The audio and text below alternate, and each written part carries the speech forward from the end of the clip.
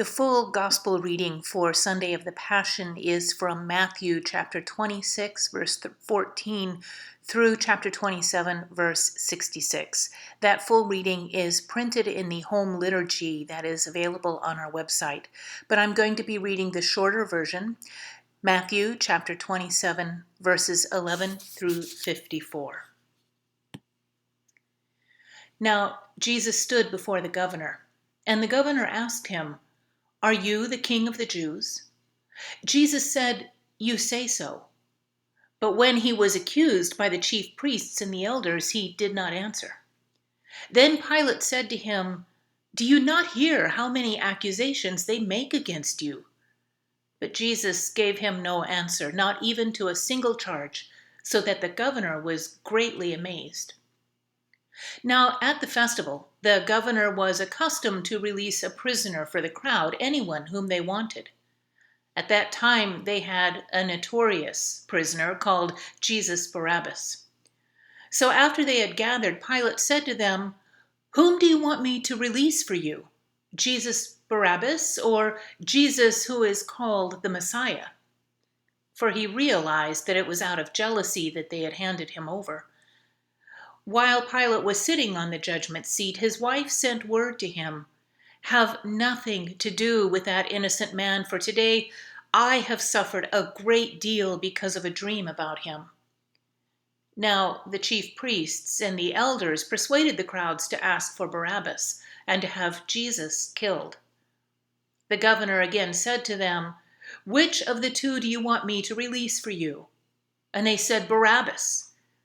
Pilate said to them, "Then what should I do with Jesus who is called the Messiah?" All of them said, "Let him be crucified." Then Pilate asked, "Why? What evil has he done?" But they shouted all the more, "Let him be crucified!" So, when Pilate saw that he could do nothing, but rather that a riot was beginning, he took some water and washed his hands before the crowd, saying, "I am innocent of this man's blood. See to it yourselves." Then the people as a whole answered, His blood be on us and on our children." So Pilate released Barabbas for them, and after flogging Jesus, he handed him over to be crucified. Then the soldiers of the governor took Jesus into the governor's headquarters, and they gathered the whole cohort around him. They stripped him and put a scarlet robe on him, and after twisting some thorns into a crown, they put it on his head. They put a reed in his right hand and knelt before him and mocked him, saying, "Hail, King of the Jews!" They spat on him and took the reed and struck him on the head. After mocking him, they stripped him of the robe and put his own clothes on him. And then they led him away to crucify him. As they went out, they came upon a man from Cyrene named Simon. They compelled this man to carry Jesus' cross.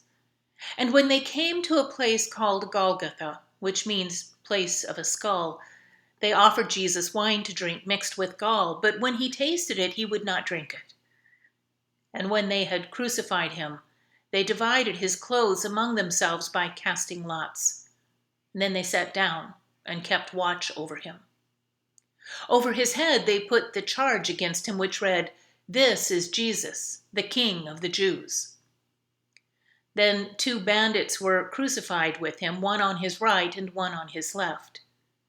Those who passed by derided him, shaking their heads and saying, "You who would destroy the temple and build it in 3 days, save yourself. If you are the Son of God, come down from the cross." In the same way, the chief priests also, along with the scribes and the elders, were mocking him, saying, "He saved others, but he cannot save himself. He is the King of Israel. Let him come down from the cross now, and we will believe in him. He trusts in God. Let God deliver him now if he wants to. For he said, 'I am God's son.'" The bandits who were crucified with him also taunted him in the same way. From noon on, darkness came over the whole land until 3 in the afternoon. And about 3 o'clock, Jesus cried with a loud voice, Eli, Eli, lama sabachthani, that is, my God, why have you forsaken me? When some of the bystanders heard it, they said, This man is calling for Elijah. And at once one of them ran and got a sponge, filled it with sour wine, put it on a stick, and gave it to him to drink. But the others said, Wait, let us see whether Elijah will come to save him. Then Jesus cried again with a loud voice and breathed his last. At that moment, the curtain of the temple was torn in two from top to bottom. The earth shook, the rocks were split, the tombs were opened, and many bodies of the saints who had fallen asleep were raised. After his resurrection, they came out of the tombs and entered the holy city and appeared to many. Now, when the centurion and those with him who were keeping watch over Jesus saw the earthquake and what took place, they were terrified and said, Truly this man was God's son. Many women were also there, looking on from a distance. They had followed Jesus from Galilee and had provided for him. Among them were Mary Magdalene, and Mary, the mother of James and Joseph, and the mother of the sons of Zebedee. The Gospel of the Lord.